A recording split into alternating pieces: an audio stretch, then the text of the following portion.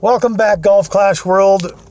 Well, as you can see, the downfall is starting to turn around. I'm squeaking my way back to where I was.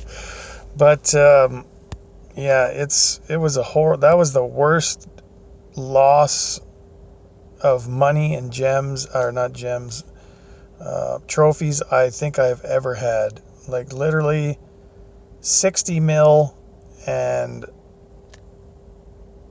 700 trophies in one weekend. To bring it back to, I'm almost halfway back, I guess. Well, not quite. A third of the way back to where I was. Just blows my mind what this game can do to you. So for all of you out there wondering why these things happen, I think it's just part of the game, and you got to fight through it somehow. Because it does turn around. It doesn't just stay that way. You don't just go and lose and lose and lose and lose and lose forever. Because eventually you'll get on a winning streak and it tends to come back.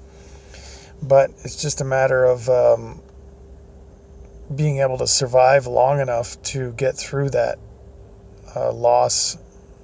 bunch of losses, or whatever your losing streak, or the lose two, win ones, and over time they catch up to you, right? So, and then, stuff like this happens. Like this is, he can still make the green from here, I think. Yeah, should be able to easily. But it's getting the little things through. Like this hole seems very simple, but believe it or not, it's one of those ones that if you don't put it in the right spot,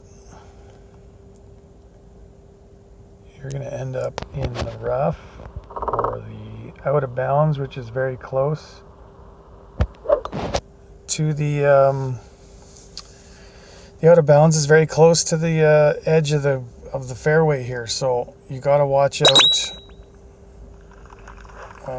Not the fairway, the rough, but you got to watch out with this hole. It's very thin, and one little screw up and you're out of bounds or in the rough and not making the green, or as long as you get past onto this second fairway part, even if you're in the rough, as you can see, fairly easy to make it onto the green with whatever club you got. Maybe not in the lower level player, beginners and whatnot, but if you're up over 1,000, I'm sure even 500 or 600, if you're like literally not in the lower tours, you should be able to make the green if you make it past the onto the second part of the fairway or in the rough. Great shot. His wind judgment is pretty off. Gets the best of us.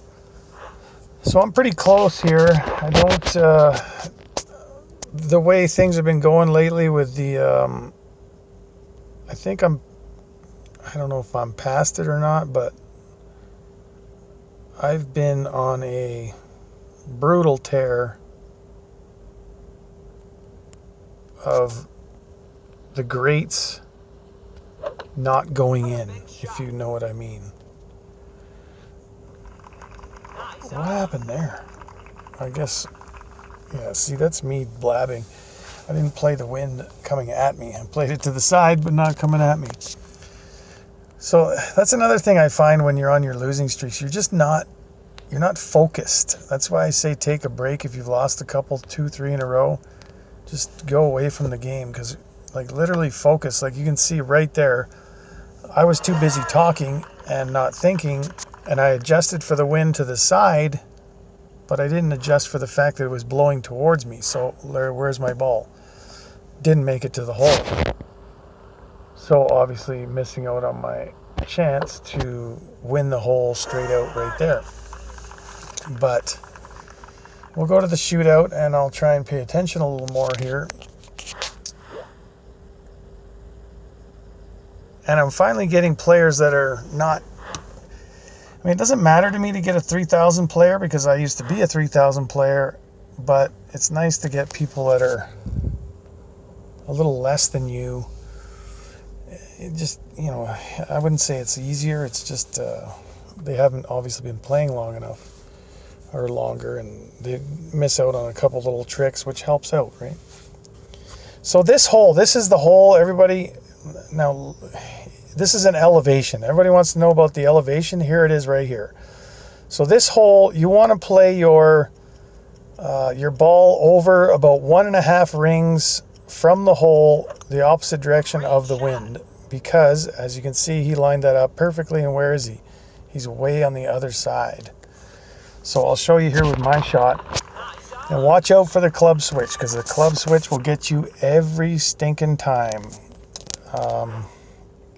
When you have a headwind and a like the wind's blowing towards you or blowing against you, that'll also affect things here with this hole. So I'm adjusting it up here. Now, what I mean is, so before I adjust for this 11, I'm going to move over 2 rings, or 1.5 rings. And then I'm going to adjust for 11. I'm going to do it this way because I'm running out of time. 5, 5, 12.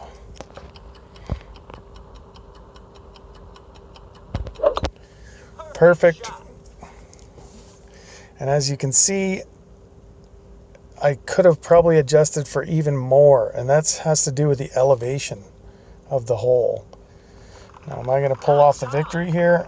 I'm guessing so, but I could have played that even more. So depending on the wind, and this hole is tough, if you sit there and you line up your hole just normally, it's not going to work. You're going to be way off. So make sure, like I said, I don't know how to explain it exactly, but because you're higher, the hole is higher than where you're teeing off from, the ball is not going to be in the air as long, so that, for that matter, you don't need to adjust as much.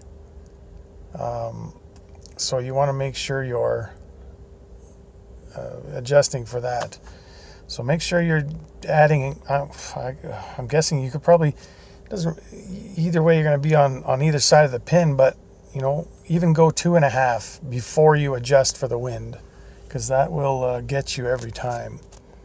So if that didn't explain it for you, please let me know, and I'll make a video just on that straight up elevation adjustments.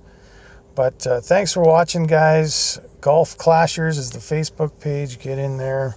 Lots of help there too. But thanks for watching, and we'll catch you on the next video.